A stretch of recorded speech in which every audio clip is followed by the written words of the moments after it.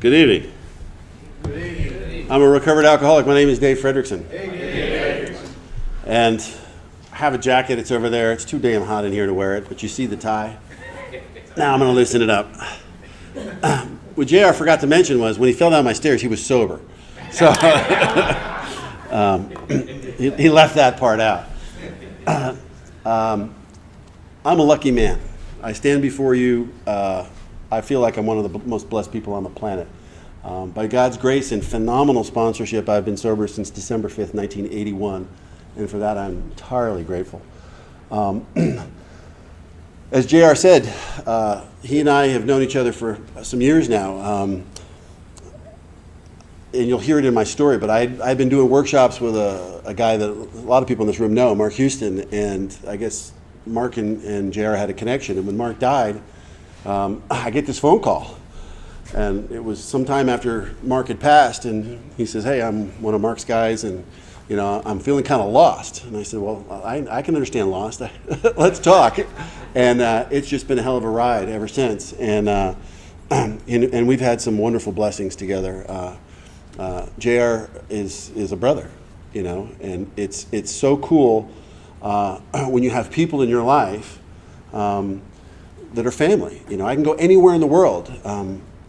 My wife and I were on vacation this summer, and we went to Massachusetts, and we're on the road, and I looked at her and I said, "Hey, I found a meeting, let's go to this meeting." And she kind of gave me that look like, "Really? We come on vacation, you want to go to a meeting, really?" And we went to the meeting, and it was like family. It was wonderful. We went there, and there was these two wonderful speakers, and it's a little town, and there was probably 120 people in this meeting. And that the town may have 15,000 people in it. And I'm thinking, wow, 120 people in a town of 15,000. I live in a town that's got like 80,000 people in it, and we have one meeting, and there's like 40 people that come to that meeting. I'm like, where the heck are all the drunks? It's cool to be on the road. I'm going to call him out right now. This guy over here, Cody. I've been sponsoring this guy for, over a year now, right? And we met today. That's the beauty of Alcoholics Anonymous. Is I got a phone call, from this guy, and he says, "Hey, I'm listening to you on tape. Would you help me?" And I help people all over the world, because they get a set of my tapes or CDs or whatever. And I said, "Sure, I can help you." And we started doing stuff on FaceTime. So we're FaceTiming together. I'm taking through the steps on FaceTime, and he says, "Hey, I got this other guy that I want that's driving me crazy. He's listening to your tapes. He wants to meet you. Can I give him your number?" I'm like, "Of course." It turns out it's Cody, and I've been working with Cody, taking him through the steps. And today was the first time we actually got to meet to press flesh. I mean, that's the power of the internet. That's the power of this program. And I run into people all the time that say that they can't sponsor. And I'm thinking, what do you mean you can't sponsor? What's wrong? Do you not have internet access? I run into people all the time that say they can't go to a meeting. I'm like, how can you not go to a meeting? There's meetings online 24/7. There's meetings everywhere. And I have one of the guys that I sponsor right now, Ben. He's over at Al Udeid Air Base in Qatar, right? He's across the Strait of Hormuz from Iran. That's where he is. It's cooling off over there. It's 115 right now during the day, and that's where he is, and he's catching meetings. There's a meeting on the base, that the chaplain started. He says, "Dave, I need some more meetings." I send him a link. I've got like 30,000 meetings on audio on my servers. Send him links, and he's listening to meetings all the time. Doesn't matter where you are. If you can't, the book says, "Be you but one man with this book in your hand, you can create what you crave." As long as you have a big book and you have internet access, today we've got it so good. The rehabs love to say, "I want you to do 90 and 90. Did Bill Wilson have the opportunity to do 90 and 90? Did Dr. Bob, Bill Dodson, alcoholic number 3? Those guys didn't have the opportunity to do 90 and 90. But miracle of miracles, they managed to stay sober. How did they do it without going to meetings every day, right?" So I digress, but it's wonderful to be here with a bunch of thumpers, because I know that I'm with my people. I don't have to worry about people throwing tomatoes and getting up, and I might have to worry about people getting up and walking out. But if I make you uncomfortable, great, because that's God speaking to you. I'm up here to share my experience, my strength, and my hope, my journey in Alcoholics Anonymous. I came from an alcoholic household. I'm one of 5 kids. My dad was the drunk. Turns out, on my dad's side, everybody's a drunk, pretty much. On my mom's side, there's 8 kids, and they're all either alcoholic or married alcoholics. So, I come from a contaminated gene pool, and the odds of me getting away unscathed were zilch, So, in my nuclear family of the 5 kids, my older sister drinks. She seems to hook up with alcoholics, from my perspective, or people. She's in the process of getting divorced, and her husband was a perpetual pot smoker. So there's addiction issues there. My older brother is a drinker, and he's about as codependent as. You look in the dictionary under codependent, and I think you find his picture. My other brother Don, he passed away. He was in Santa Cruz. He had 31 years, I think, when he died. My dad just passed away with 42 years without a drink. So it's throughout my family, and the grace of Alcoholics Anonymous and the difference that it has made to my family is, well, let me tell you the story. So I grew up in this alcoholic household. My dad was an airline pilot, he was a captain for Eastern Airlines. So I was raised traveling the world, and a lot of airline guys, if they come from the military, my dad was Navy, it's a culture in the military of drinking. And you party hard, you work hard, you risk your life, but when you get to wherever you're going and you're not in combat, man, they let their hair down and they go hard. And so there's a lot of heavy drinkers in that profession, and my dad was one of them.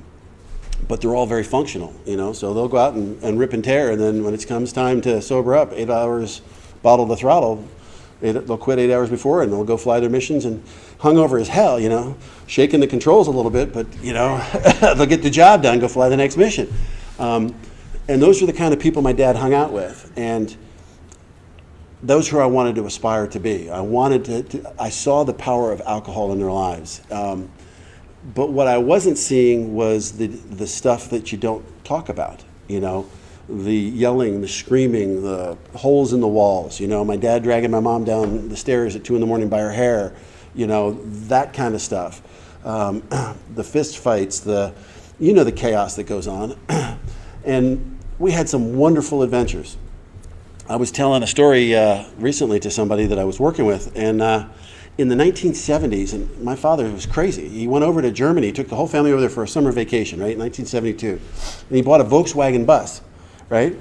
And we started out in Germany, and in Austria, he went to this winery, and he found this wine that he really, really liked. So he bought a case of it, right?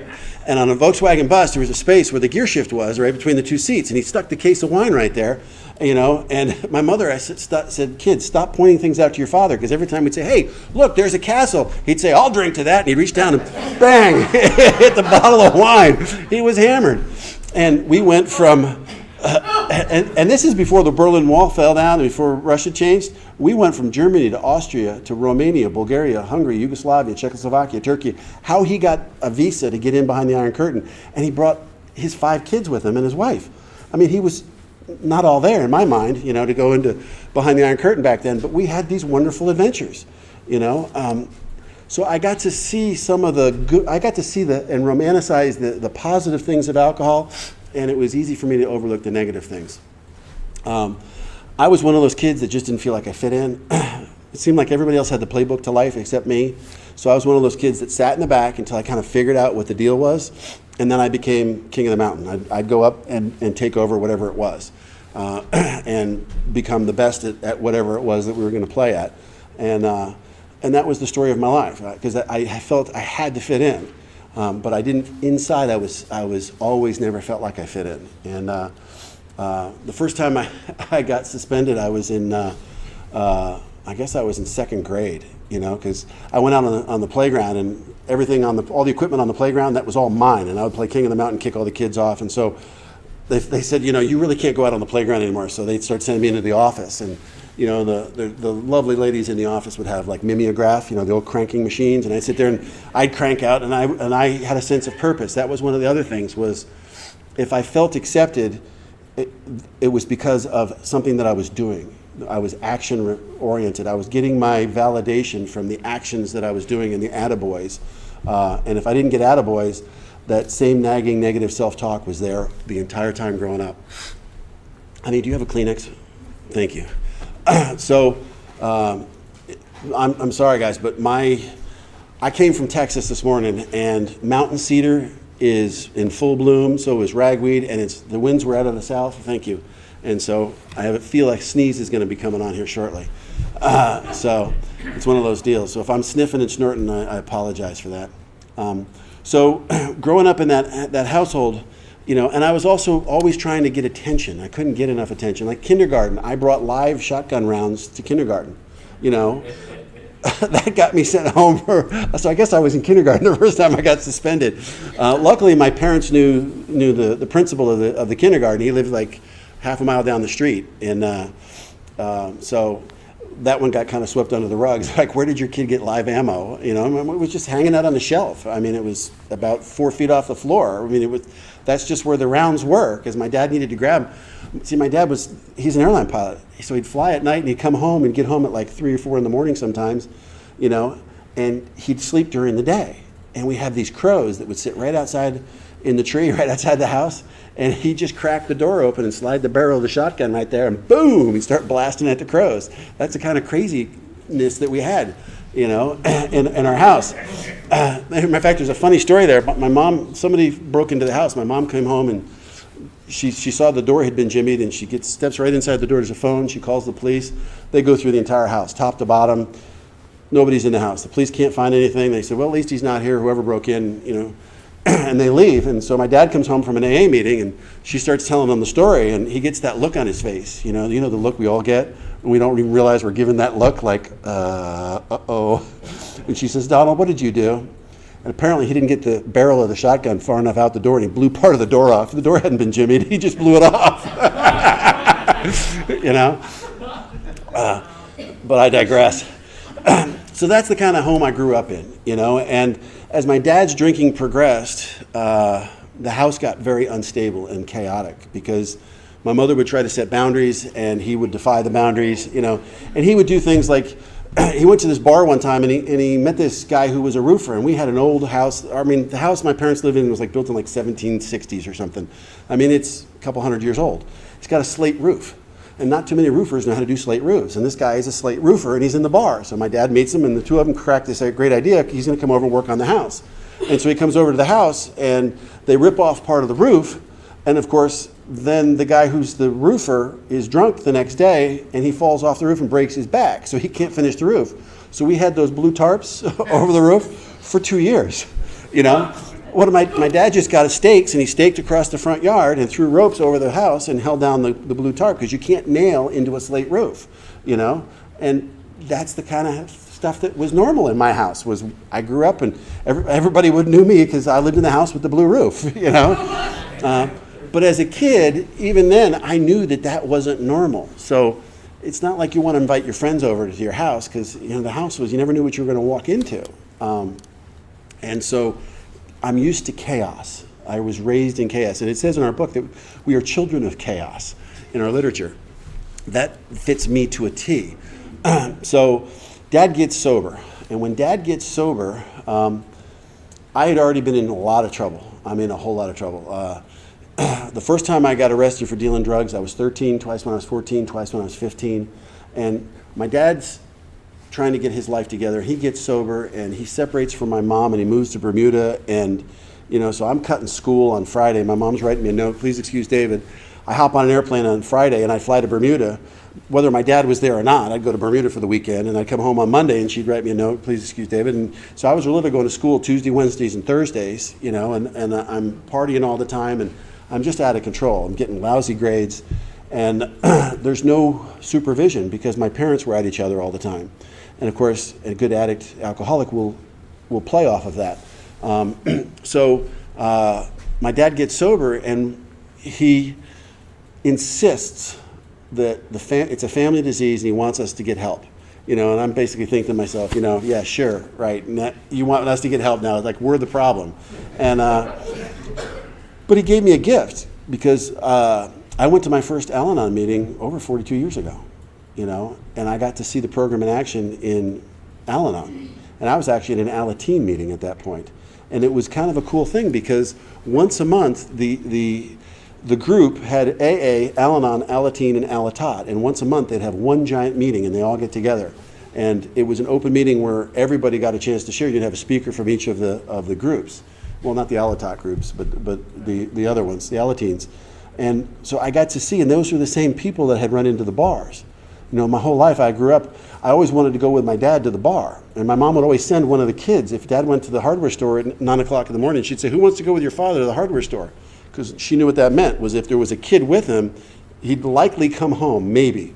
You know, but at least there would be somebody that he would take the phone call when she would call around trying to find him, you know, at 5 o'clock in the evening or whatever. So, and we never had sodas or anything in my house. So for me, it was a great deal. I got to go to the bar and drink as much soda as I want because my dad just wanted me out of his hair, you know. And I became an absolute master at that sawdust, and you slide the puck to knock the bowling game, you know, because we'd bet 25 cents a round, and those guys were drunk, and I was sober, man. And I became an absolute expert at that. And so I was making extra money. So for me, going to the bar was just, I mean, there was my people. You were there, you know. I just couldn't drink, you know. So when I'm 15, and like I said, I was using other substances, one of the greatest things that has ever happened to me occurred is my older brother, Bob, turned 18. And I grew up in New Jersey. And in New Jersey, at 18, you could drink back then. It was the legal drinking age. And the coolest thing was until 9/11, we didn't have photographs on our driver's license. It was just a written description.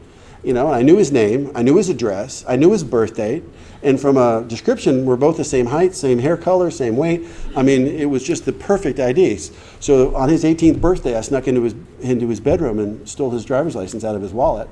And at that point, my dad was already sober. And so I started going to the exact same bars that I'd been playing all those years in there, and everybody knew me because they watched me grow up, and I just started drinking there myself. And I was off to the races. You know, I put down the other substances because those you can get arrested for that stuff, and it comes with a lot of pain. And this, man, I could drink all I wanted, and everybody just kind of wrote it off. He's just sowing his oats. You know, he's a good kid. He'll be okay.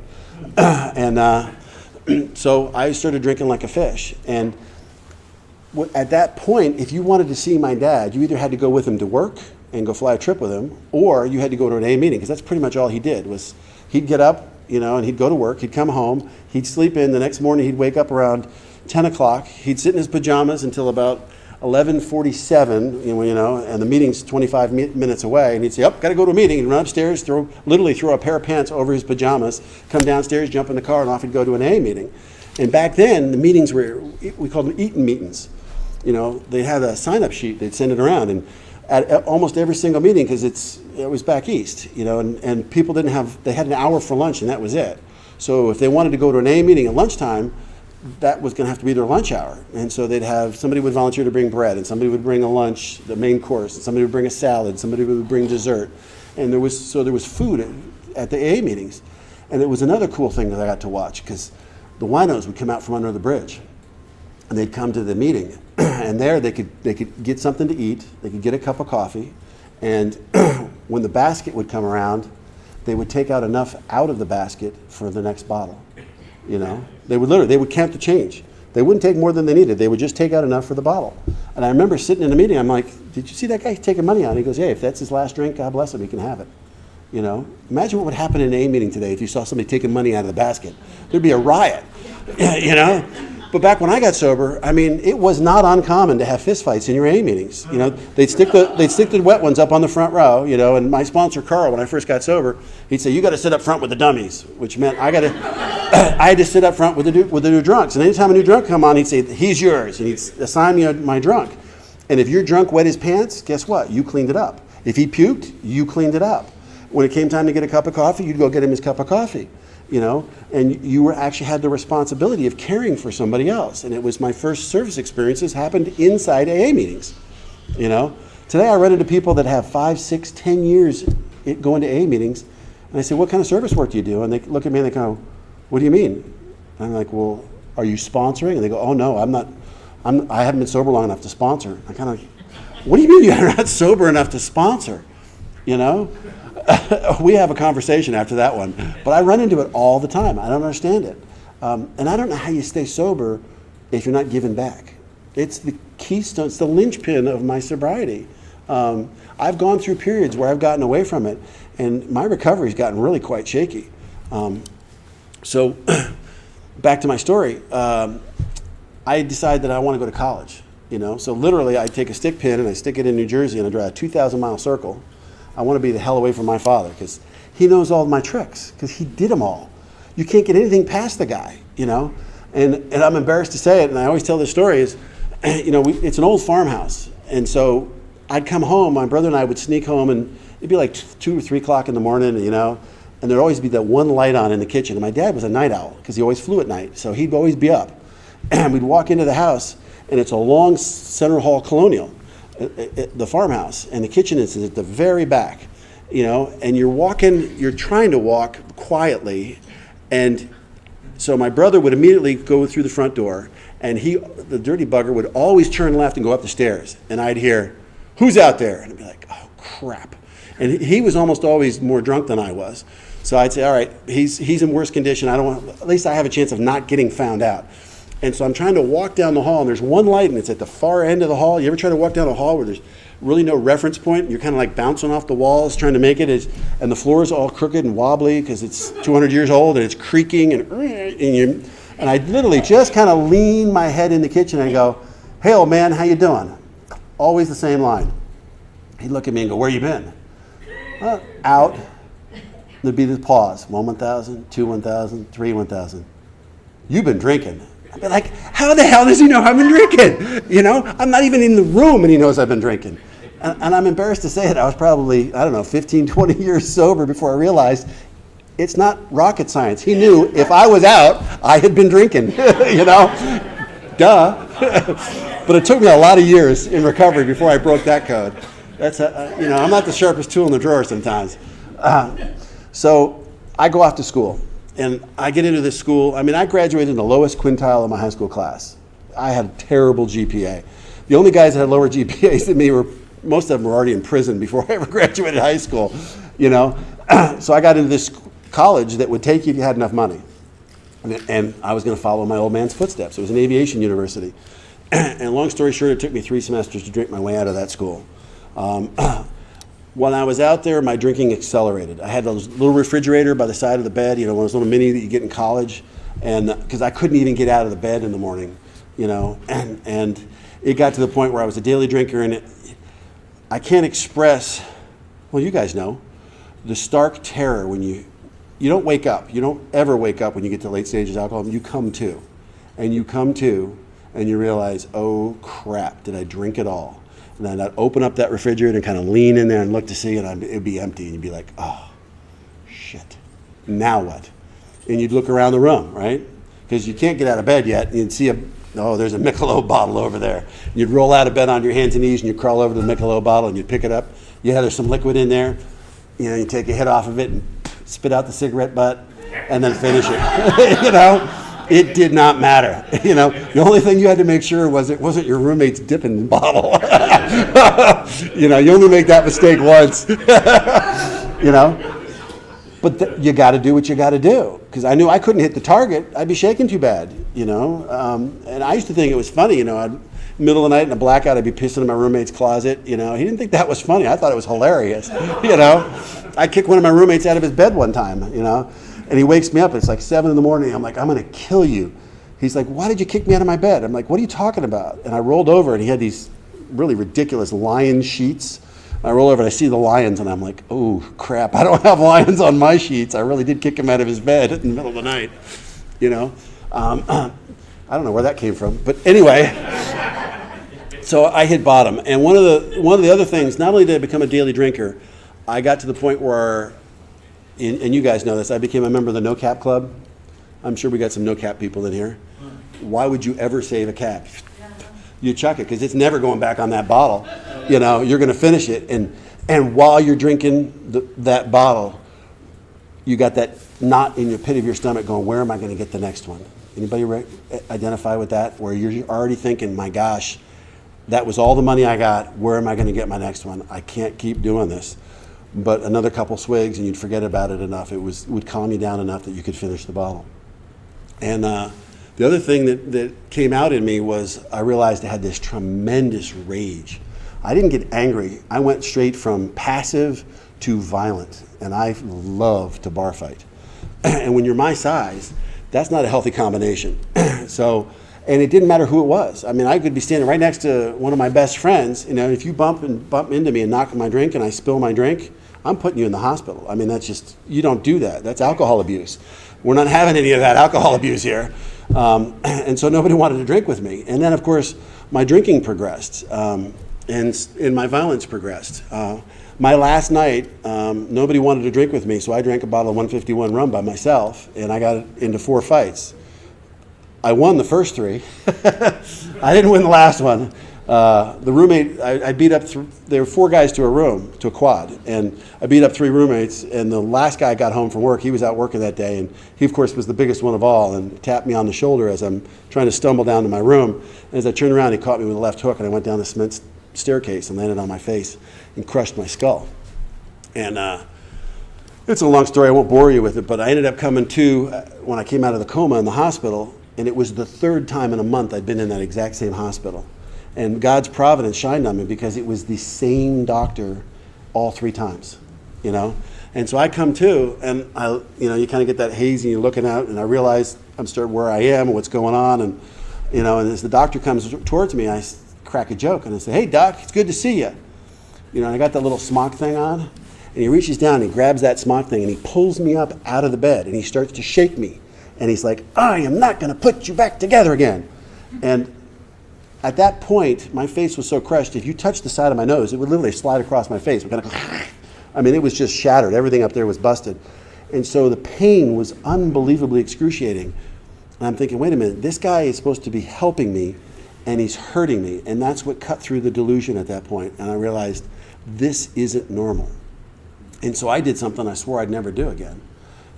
I said, "I need a telephone." And he said, "There's one right there." And I picked up the phone and I made a collect call. And of course I called the person I hated most on the entire planet Earth, and I called my dad. And literally within about 3 hours, there was a bunch of lying AA people that showed up. Because, right? Because my dad had come out there for my birthday, and my twin sister and I were born on my dad's birthday. So we had a triple header, which is October 19th. And I had blown my mom and dad off. They'd come out to have dinner, take me out to birthday dinner, and I said, "Absolutely not. I got plans. You should let me know you were coming." And I blew them off for my birthday. And I didn't draw a sober breath from October 19th to December 4th when I ended up in the hospital, But I called my dad, and he had gone to a bunch of AA meetings, and he said, "I'm going to either need pallbearers, I'm going to need somebody to 12-step my kid." And so when he made that phone call, all these lying AAs showed up and told him they were family members. Next thing you know, intensive care, there's all these people from AA, It only took a couple of hours. And next thing you know, there's a whole bunch of them there. And they kind of nursed me until I could get out of the hospital.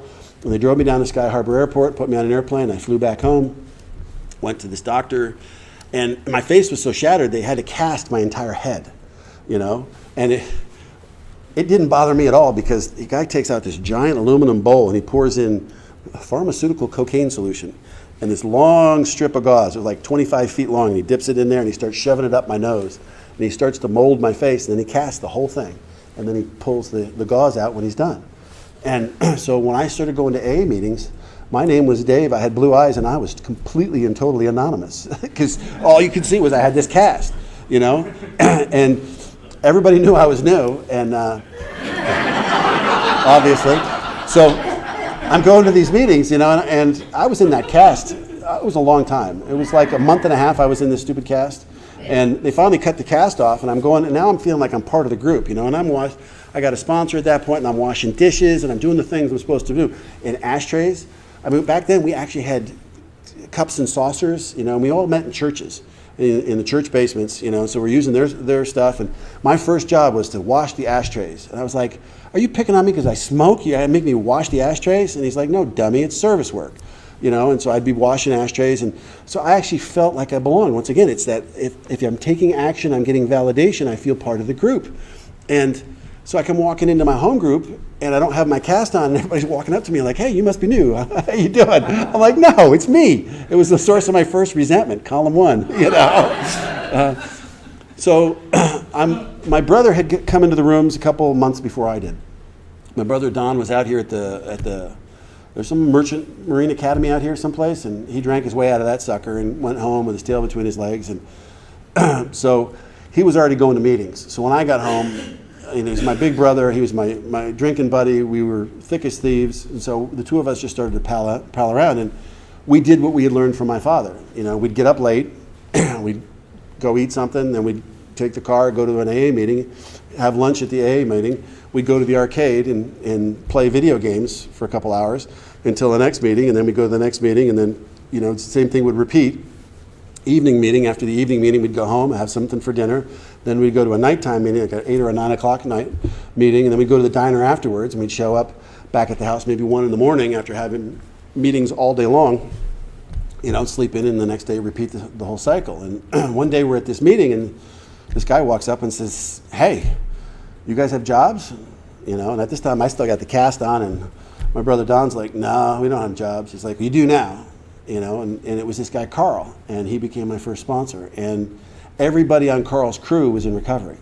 And it was like being in an AA meeting 24/7, because Carl would come and he'd pick us up at like 6 o'clock in the morning, which was way too early for me.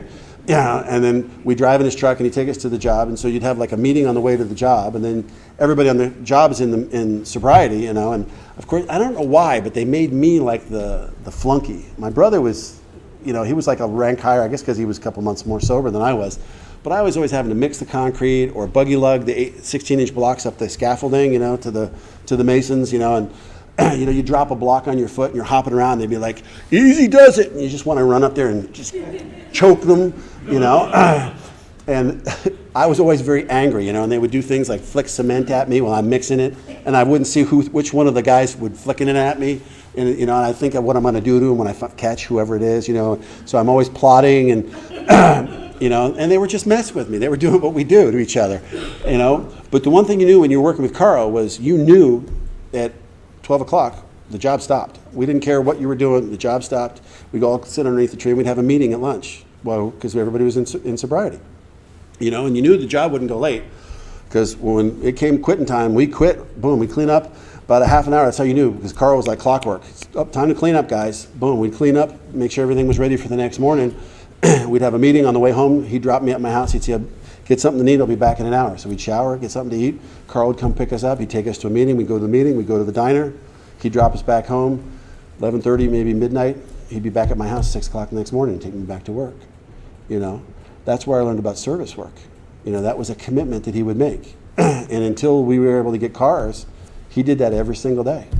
It was a wonderful, wonderful deal.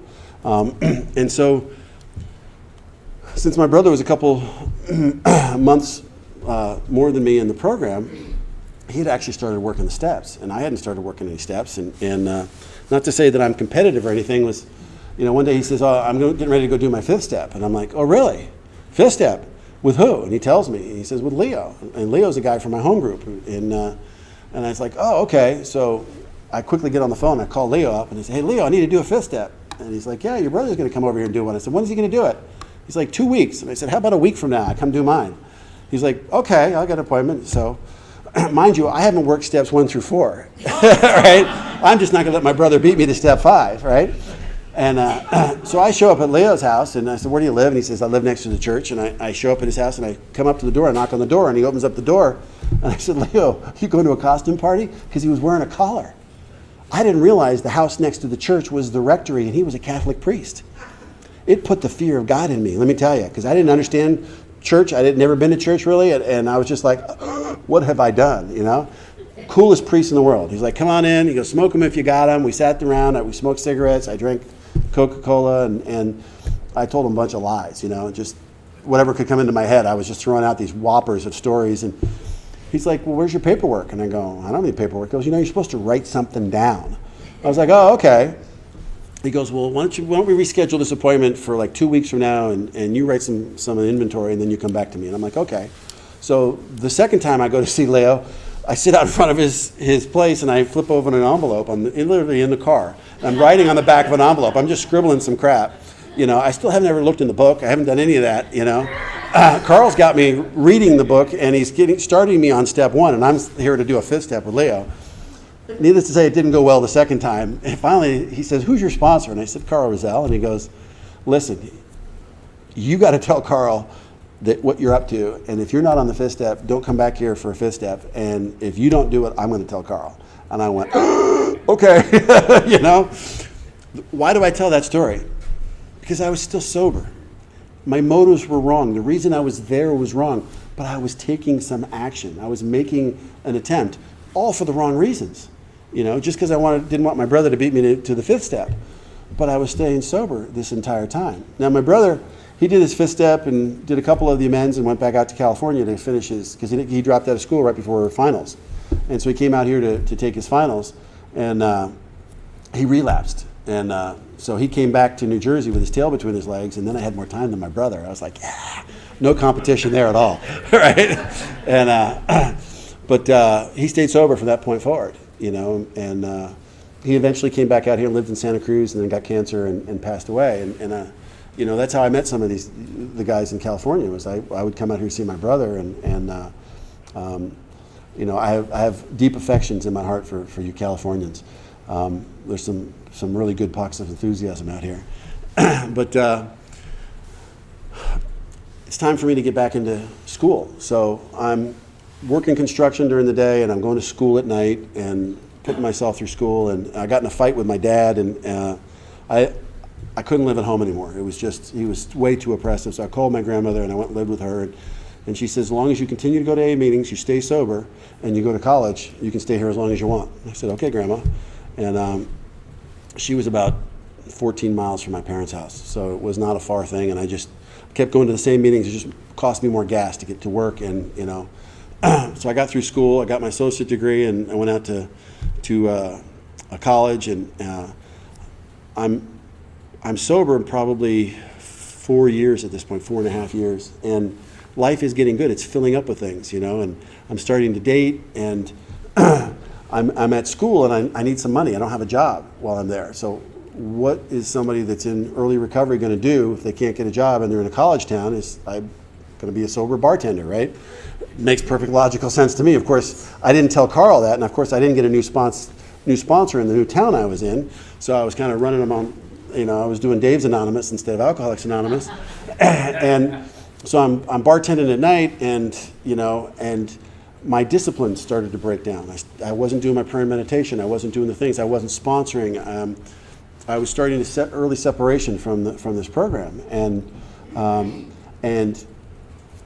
I became obsessed with girls.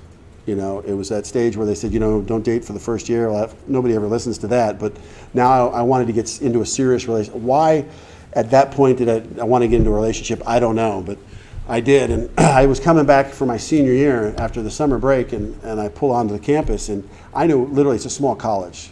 It's like 1,200 people total on campus. So I know every girl at college. And I'm walking across the parking lot, and I see this girl, and I'm like, ooh, fresh meat, you know? And as she's getting closer to me, she walks past me and she smiles. And I'm carrying a box, and I'm hot and I'm sweaty. It's the summertime, and I carry the box up to my room, and I walk in the door. My roommate was in there, and they said, hey, Fritz, I just saw the girl I'm going to marry. And he's like, you're kidding me, right? And I go, no, I'm serious. And she's sitting in the front row. That was Dave's will. Let me tell you, she was crazy to date me, even crazier to marry me. But it's been the greatest gift, because it's forced me to learn how to be a partner, how to be a friend, how to practice these principles in all my affairs. And when I met her, one thing I had done differently was I had a written sex ideal, you know? And so on my ideal, it said somebody who will know everything about me. So I knew her for a total of maybe 4 hours, you know? And I said, there's something you need to know. And we were out walking around on the campus. She sat down and I said, I got to tell you something. And I told her my story, basically. Told her about my drinking and my drugging, and that I was sober, and the whole 9 yards. And she didn't run away screaming. And I was like, wow, this is pretty kind of cool. You know, I was finally able to be completely honest with somebody. And one of the things I told her was I want to fly airplanes. That's my goal. So when I get out of college, I'm going to go to the military. I'm going to fly airplanes and do that. And she's like, oh, that's fine with me. And I said, well, you seem really kind of relaxed about that. She goes, oh, my dad's an airline pilot. You know, so what are the odds, you know? Of course, there's addiction in her family too. So it was like meeting my twin that I needed to meet. So that's what I did. I went to the military, and you know, the military's got this funny rule that you you can't do drugs for 7 years. And it just so happens by that point that I'm getting into the military, I had enough sobriety from doing drugs that I was able to, he said, when was the last time you did any drugs? I go, about 7 years ago. He goes, perfect answer. They let me into the military. I was like, this is kind of cool. You know, I got a security clearance, you know, even though I'd been arrested all those times. But I was a juvenile, so they kind of just overlooked that stuff, you know. And so now my dreams are coming true. Is I've got the girl that I want, and I'm flying, and I'm doing the things that I really want. I get out of my training period with the military, and I get hired by an airline, and I'm flying commercially, and I'm going all over the world. And I mean, I've got life just right exactly where I want it. But what's missing is when your life fills up with good stuff. We've all seen it. Well, I don't need to go to that meeting. You know, I'm doing okay. You know, but who's doing the evaluating? The person who lies to us better than anybody on the entire planet, me. You know, is lying to me. And so next thing you know, I'm going to a meeting once a week, and then it's once every other week, and then maybe it's once a month. You know, and you know, it got really ugly. I had double-digit sobriety, so I guess I had 10 or 11 years, and that chicken finally came home to roost, and it was ugly. I was flying in a commercial trip over in Europe, coming out of Milan, Italy, and it was a captain, and he was near his retirement, and he wanted to show his wife the valley up into the Alps. And so he requested a visual departure, which you never do. You always take an instrument departure. But he takes this visual, and he goes up in there. It's a long story. I won't bore you with it. But he ends up, because of his mistake, and he made the mistake, but I had been quoting the book to him because I was an instructor at that point. And, of course, I had this big, huge ego, and I know better than everybody. And he'd finally turned around and said, Dave, sit down, shut up, and keep your feet off the seats. I don't want to hear another word out of you. And then I'm watching him make the mistake. And I try to tell him, and he turns around and he said, I told you to shut up. You know, that's on me, not on him, that he's making that mistake. And he ended up stalling a 747 with over 400 people on board. And we literally crossed the Alps at about 1,500 feet on the radar altimeter. When the radar altimeter, we nearly impacted the side of the mountain. And it became a big hearing with the NTSB, and it's a long story, but the one thing that I knew to do was, and it was the first time I'd ever done it, we landed at Kennedy Airport, and I had to drive from Kennedy to New Jersey. And at every single exit, I had to stop and ask God to help me not get drunk. I wanted to drink so bad. I mean, I was hurting terribly. I'm like, my whole career, everything, because remember, at this point in my life, everything is about the accolades and the acknowledgement, and I'm getting my validation from what I do, not from I'm not a child of God, and you know, because I'm an airline pilot. That's who I am. You take that away, and I've lost my identity. And I was in this panic, and I went to my home group, and I hadn't been there in a while, and I pulled in, and I was in my uniform the first time, and I just sat there and I just cried. And they did what they do in AA. They loved me. Nobody asked me what happened, what was going on. This lady came over and sat on one side, another lady came over and sat on the other side, and they just sat there and they put their arms around me, and they just gave me Kleenex and let me cry, you know, and I cried for an hour. And after the meeting was over, they said, "Are you okay, honey?" And I said, "Yeah, I'll be okay, thanks," you know.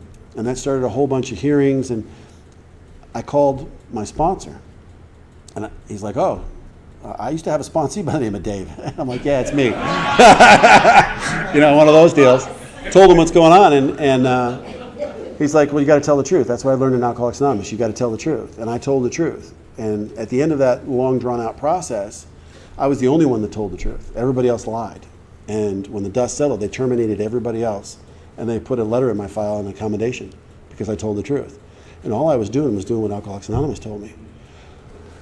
The sad part of that story is when I got through that, I started to take credit for it. Like, aren't I a good guy? I told the truth, you know? So my ego immediately took a huge jump again, right? And you know how God loves to whittle the ego. So 4 days after that whole the dust settles on that thing, the phone starts ringing, and I answer the phone, and it's the phone call that nobody wants to get. You know, is this Lieutenant Frederickson? Yeah, it's Lieutenant Frederickson. By an order of the President of the United States. And they start going through this whole thing, and they're reading an activation order. And I'm like, oh, crap. I'm getting activated to go to the Gulf War, the first Gulf War. I'm like, wait a minute, I'm a reservist. We don't go fight in wars. It's like a flying club. No, you're going to the Gulf War. So, I give my wife the bills and say, here, honey, figure it out. I'm out of here. I don't know when I'll be home. And off to the Gulf War I go. And it's a long story. But we were flying into a place that we thought was under a chemical attack. And it's one of those deals where as a reservist, once a year you put on your equipment, your chem gear, and it's a big, long process if you're flying airplanes. You have to put on take off your flight suit, put on a charcoal suit, put your flight suit back. It takes 15 or 20 minutes to put the whole damn thing on. And there's this big, huge, long checklist. And of course, everybody starts to freak out because we're about 2 hours out of this base and we got to put our chem gear on, and everybody's freaking out about, does anybody remember how this thing goes? And they're all trying to find the checklist and get out their gear. And having just come out of that event from the Milan incident, it was time for me to trust God. And Carl had taught me, you always make sure you have a big book with you, And I had carried a big book and a 12 and 12 in my helmet bag all those years. And I reached into my helmet bag and I pulled out my big book. And another first for me, for the first time in my life, I opened the big book and I started to read from the big book. And my big book opened exactly to the third step prayer. And for the first time in my life, at that point, I believe I honestly took the third step. And I said, God, if today's the day I die, today's the day I die, I belong to you and I always will. Now, I'm not stupid. I put the chem gear on, but thank God it wasn't actually a live chemical attack. They're shooting scuds and we didn't know which ones were just bombs and we thought they were going to have chemical tips on them. And so it turned out to be a nothing event, but it was a life-changing event for me because at that point I turned my will and my life over to God and it was time to go back through the work. So I went back through and started going through the steps. And one of the things that I had been shortchanging guys that were dumb enough to ask me to sponsor them at that time was I'd throw them a 12 and 12. I wouldn't take them through this book. This book is way too hard to navigate. If you don't know where the first step is in this book, you're not going to find it on your own. Somebody's going to have to show it to you. But on a 12 and 12, I can say, read step 1, and here, anybody can find the step 1 and the 12 and 12. So I wasn't giving them the gift that had been given to me. So to make amends to these guys, I had to take them through the steps. So I'd take them through the big book. I'd go to each one of them and say, hey, would you do me the honor of making amends to you and doing that? So I started to do that. And they'd be going, hey, that was fantastic. Thank you for taking me through the work. But I got 2 sponsees, and you went pretty fast. Could you show me and take them through with all 3 of us again? Because I want to do it again. And I'd say, sure. The next thing you know, I'm doing 3 guys, and then 5 guys, and then 10 guys. And then somebody says, hey, you should do a workshop. So I do a workshop, and I'm doing 2 or 3 of those. And before you know it, somebody brings their tape recorder, and I get recorded. And then once you ever get put on, back then it was cassette tapes. Once those things get out into space, you never know where it's going to go. And next thing I'm getting asked to speak all over the place, and it just kind of took on a life of its own.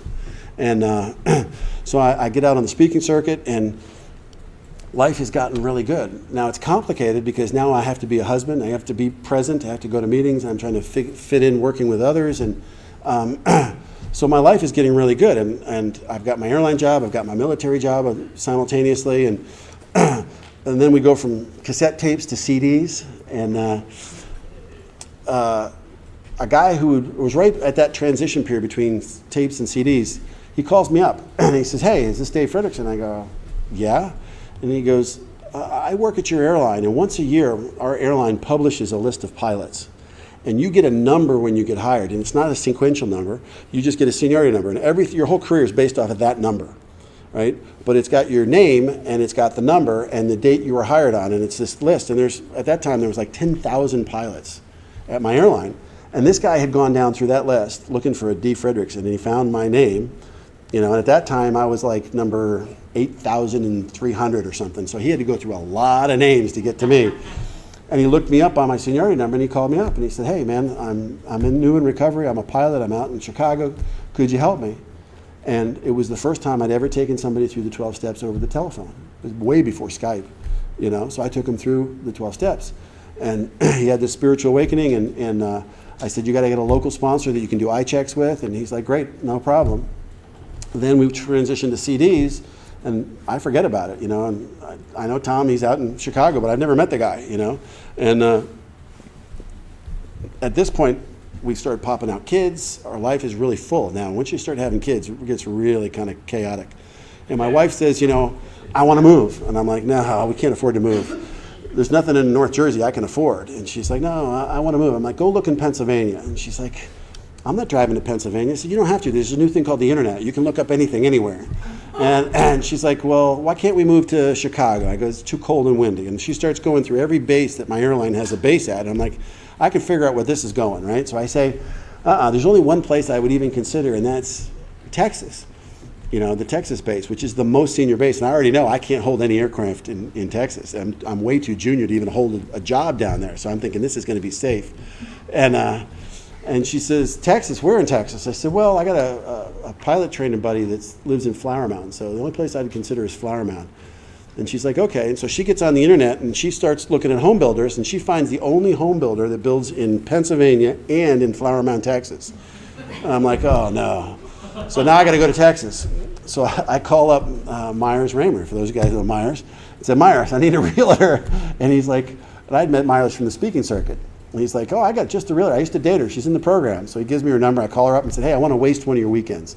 I have no intention of buying a house. I just want to get my wife off my back. Are you in? And she's like, okay.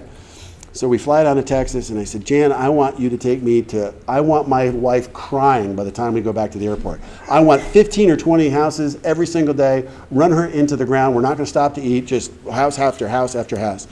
So we start doing that for the weekend, and we go, and every time I drive past this sign, because all the builders put these signs for their things, I get that feeling in the pit of my stomach. What's that about? So all weekend long that's going on, and finally we're driving literally back to the airport, and I get that jump in my heart, and I said, Jan, stop the car. And she's like, what are you talking about? I go, take me to that builder.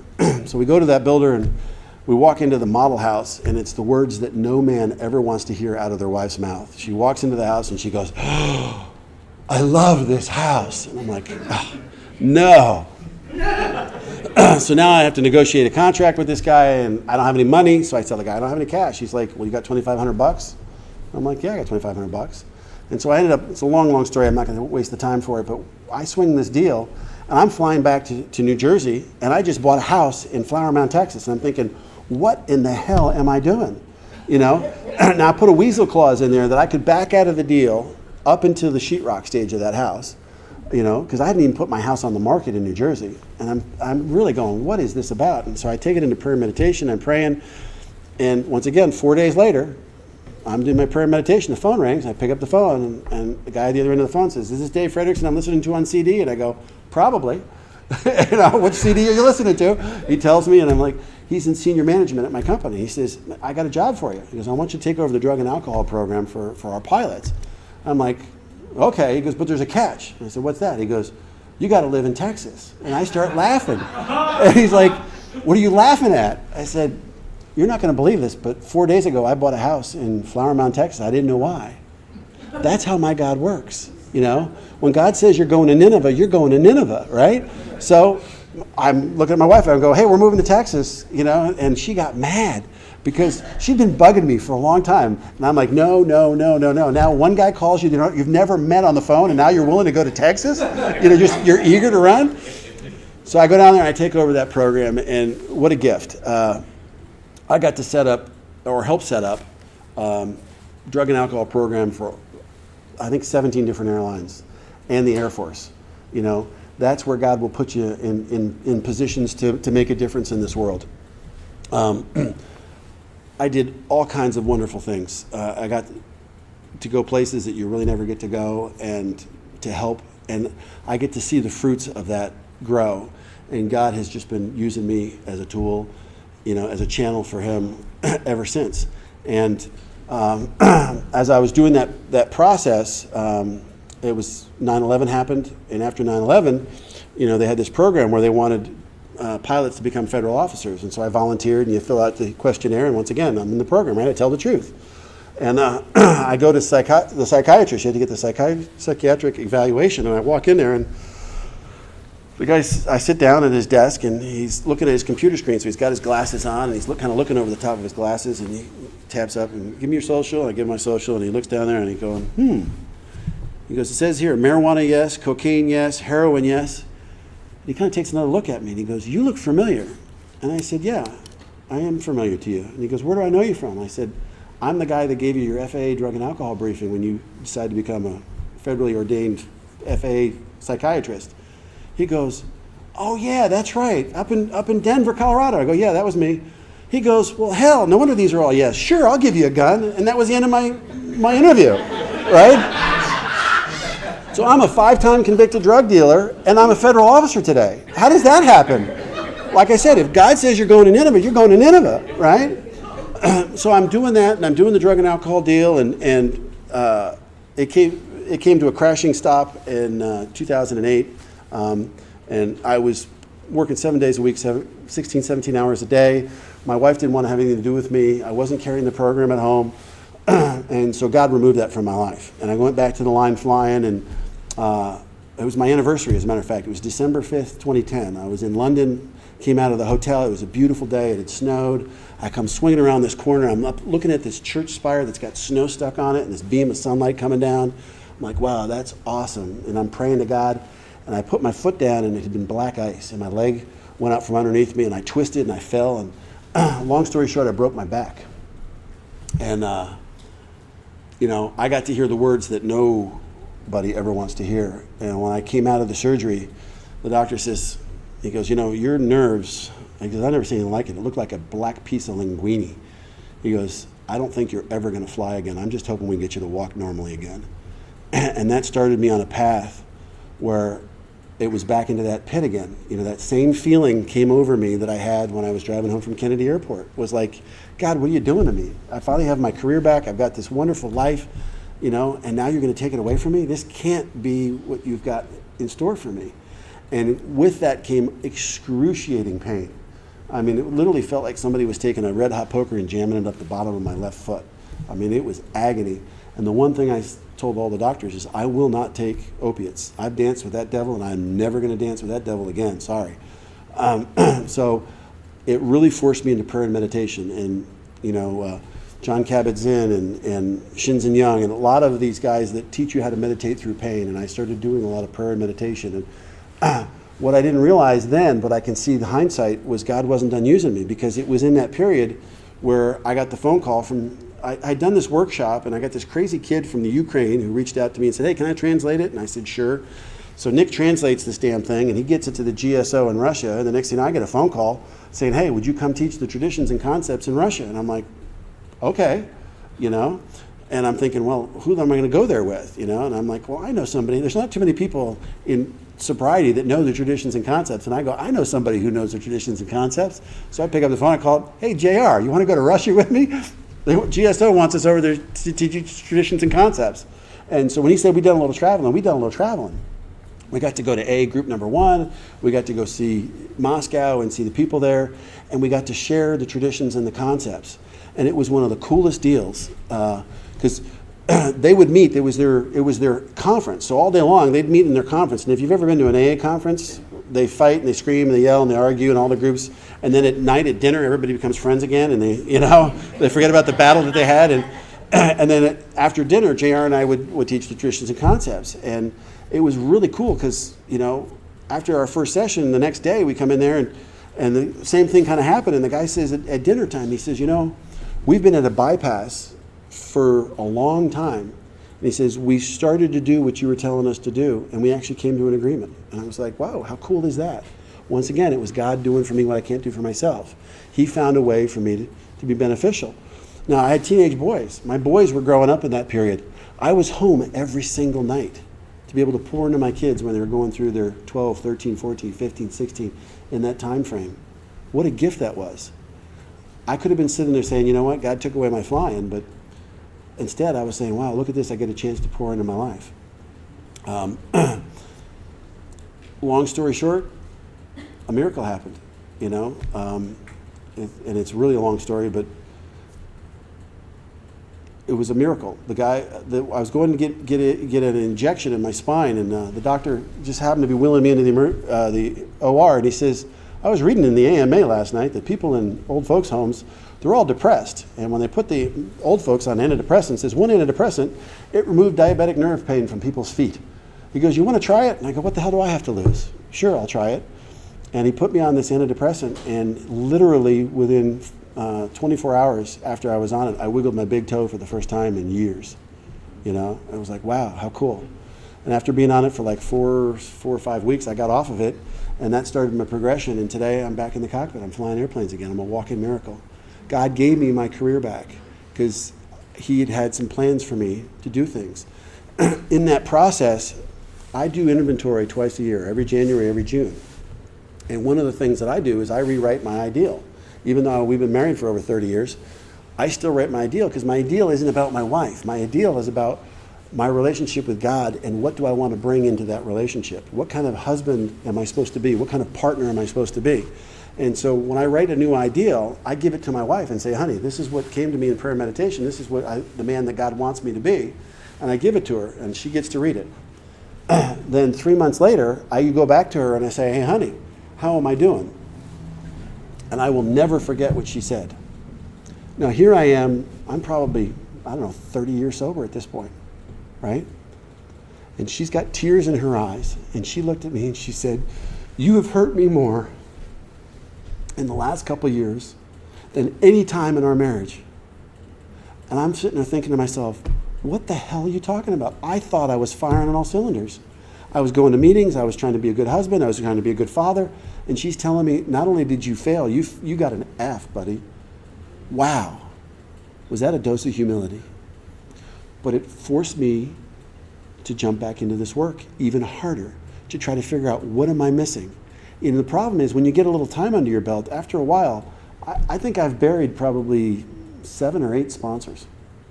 You know, my current sponsor is starting to slip some gears upstairs. And so now I have him, but I also have gotten another guy that I can be accountable with. And you know, that's just part of the process. And your teachers, all the guys that I got sober with, they're all dead.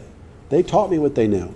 And so now I'm looking for new teachers. And the one place you can't go to learn how to have a relationship, a successful relationship, pretty much is Alcoholics Anonymous. You know, you want to learn how to get a divorce? Come to AA meeting. You know, we got lots of experience in divorce. Not too much experience in how to have a relationship, a healthy one, you know. But I learned from Al-Anon. I started going back to Al-Anon and reading Al-Anon literature. There's a whole bunch in there. I started studying with different people that are earth people, that long-term marriages that talk about failing in their marriage and how they overcame and how to bring God into the relationship. I redoubled my efforts, and I'll let her speak for herself when she tells the story when she shares tomorrow. But I think I'm a better husband than I've ever been in my entire life. But I work at it. My sobriety has never been better than it is now, but I work at it. I mean, AA is not something that you do, it's something you live. If you're doing AA, if you're going to meetings, if it's not part of the fabric of your existence, part of your being, you're doing it wrong. It has to be a way of life. I get up in the morning and I don't leave where I am until I've done my prayer and meditation. Now, it may not always be by the side of the bed. It may be out in the rocking chair in the back. It may be in the shower if I'm running late. But I don't leave the house until I've done my 12 daily prayers and done my meditations and have a plan for the day and ask God, how am I going to carry that into my whatever I got on my docket? You know, I would no sooner leave the house without that than breathe. You know, it's just part of what I do. I write inventory regularly. Still to this day, every January, every June, I write inventory. I grab a new guy and I say, let's go through the work together. You know, and I go through and I write, and I fifth step with different people. You know, and then in between, if some things come up, tomorrow one of the things I'm going to show, I did a PowerPoint presentation for you guys, and I hope you'll stick around for it because I actually put up my current inventory, and it's really old inventory. It's this week's inventory, guys. Yeah, and I'll explain to you why it's this week's inventory. You know, but that's how I live my life. You know, I am sick and tired of going to meetings and hearing the same old whiny, my cat crapped on the rug. Oh, you poor thing. You know, I could care less. Let's talk about the steps. Let's talk about recovery. Let's talk about God in your life. You know, when I talk about 12-step work, everybody seems to think about new people walking through the door. You know, because of rehabs now, we don't get much wet drunk work anymore. You know, I only get maybe one wet 12-step call a year now. I get a lot of people that have gone through a spin dry, 30-day spin dry, and they come into AA and, you know, they're starting to already get the relief because they're not beating the hell out of themselves with the hammer of alcohol. Those are harder to work with, folks, you know. But one of the things that I'm starting to beat the drum on, because I'm seeing it more and more and more, is guys with time, decades in recovery, and they're dying on the vine sitting right next to us, and nobody said anything. When I had double-digit sobriety and I almost crashed that airplane, I went back to my home group, and there was several people in my home group that said, "Oh, wow, man, I'm glad you're finally getting back onto the beam." And I said, "You saw that I was off the beam?" And they're all, to a man, they all said, "Absolutely." But they were afraid to say anything to me. I almost died in the rooms of Alcoholics Anonymous. You know, that's not right, and it's going on regularly. So if you see an old timer in your group and you see them, they're off the beam, and here's some of the warning signs you look for.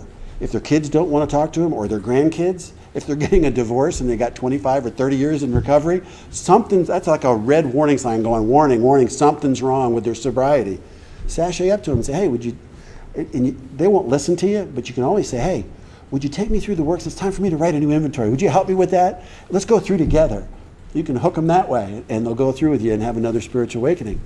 We're losing some of our old timers because they're drying up right in front of our eyes. That's not the way this program's supposed to be. If you can't see it in me, you'll hear it this weekend. I'm unbelievably passionate about this program. I spend an inordinate amount of my life doing 12-step work. It's the most valuable thing we have as a resource is our time. And I give a tremendous amount of that. But because of that, I get some of the greatest blessings on the planet. To see some little knucklehead come into the recovery and they're shaking, right? And they're twitching. And then you take them through the steps and you see them get sober and you see them put their family back together again. You know, we have a couples meeting where my wife and I started and when we moved to Texas. And we see miracles. I've seen couples literally on the way to the divorce attorney show up there and their marriage is it's thriving now. They said, "Well, what the hell? We'll try this one thing on the way to the divorce attorney," and they come into a couples meeting, practicing the principles in all our affairs. Most of us, when we first come in, we're only thinking about ourselves. I have to work the steps. What about working the steps in your relationship? One of the things I'm hoping to do this weekend is to do a session on the 12 steps, 12 traditions, the principles, the concepts, practice them in your recovery, and maybe we'll even have a couples meeting. So if you've ever been in a relationship, I don't care if you're married now, if you've ever been in a relationship or ever hope to be in a relationship, you know, bring your significant other and we'll have a meeting. We'll talk about it because it's amazing. You know, we have what I call AA angels and at-home devils. You know, we're great when we're pontificating in our home group. Then you go home and we're kicking the dog and your wife doesn't want anything to do with you. You're eating cold dinner because nobody wants to be around you. I've been there. That's not a fun place to be in sobriety. So that's my story in a nutshell. I have been sober 8 times longer than I drank and drugged.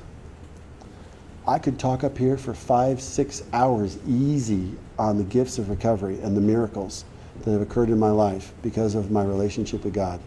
I have a powerful relationship with God today. I pray every day. I pray at every meal. I pray with my family. I pray with my kids. It's an important concept, an important aspect. Most of the people in recovery pray. Not very many meditate, and almost nobody does vision. And that's one of the things I'm hoping to teach you guys this weekend, is mixing the combination of prayer, meditation, and vision that the book gives us. It becomes an unshakable foundation. And with it, literally, you can save people's lives. I'm a testament to that, and I don't want any of you to miss that opportunity. There's not enough of us in the trenches. Come on in, let us teach you how to be in the trenches and carry this message, and you will get some of the greatest gifts that have ever been given. Your life doesn't belong to you. What I want doesn't matter. I don't get a vote because I work for God today. Got big stickers, I got big things on my desk, it's all over me. But that's how I live my life. AA has given me the greatest gifts. I've grown up in Alcoholics Anonymous, literally. I was a teenager when I got here, and I'm in my late 50s now. I stand before you one of the luckiest men on the planet because I am. Because I get the gift of working with people, and I get to meet family that I've never met before. I get to go all over the world, and no matter where I go, I have a home. Because it's the same people in our meetings as it was in the bars. Thanks for letting me share. Look forward to this weekend.